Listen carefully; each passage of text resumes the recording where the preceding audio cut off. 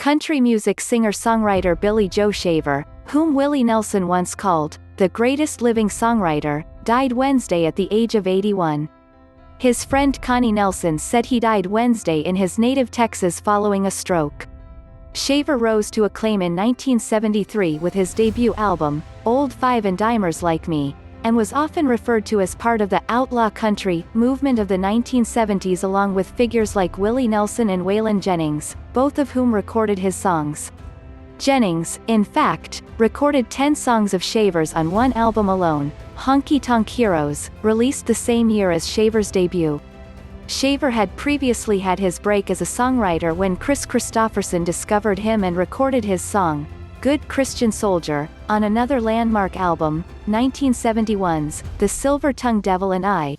His songs were recorded by Elvis Presley, David Allan Coe, Patti Loveless, Tom T. Hall, Jerry Lee Lewis, Johnny Paycheck and Doug Kershaw, among others. One of his biggest songwriting successes was, I'm Just an Old Chunk of Coal, a No. 4 country hit for John Anderson in 1981.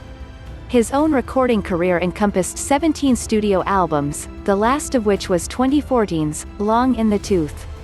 Shaver's always been a tough guy making trouble on the edges of a Nashville that values slickness, Q magazine wrote at the time. Shaver made an appearance in Robert Duvall's 1996 film, The Apostle.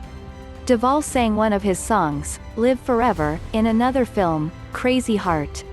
In 2004, a documentary about Shaver, A Portrait of Billy Joe, was released. His personal life was the stuff of lore and legend. He wed and divorced the same woman, Brenda Tindell, 3 times. He later married another woman, Wanda Lynn Canady, twice, the second time following an annulment.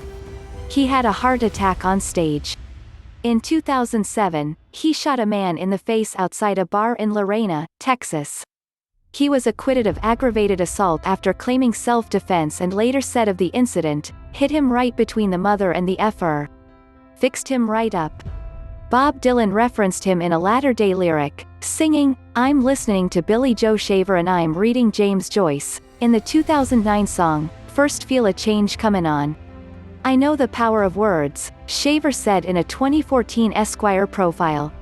I figure they'd be here forever. I'm hoping a lot of them are gonna make it.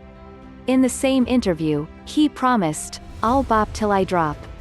Jennings wrote of Shaver, his songs were of a piece, and the only way you could ever understand Billy Joe was to hear his whole body of work. That was how the concept for Honky Tonk Heroes came about. Billy Joe talked the way a modern cowboy would speak, if he stepped out of the West and lived today. He had a command of Texas lingo, his world is down to earth and real as the day is long, and he wore his Lone Star birthright like a badge.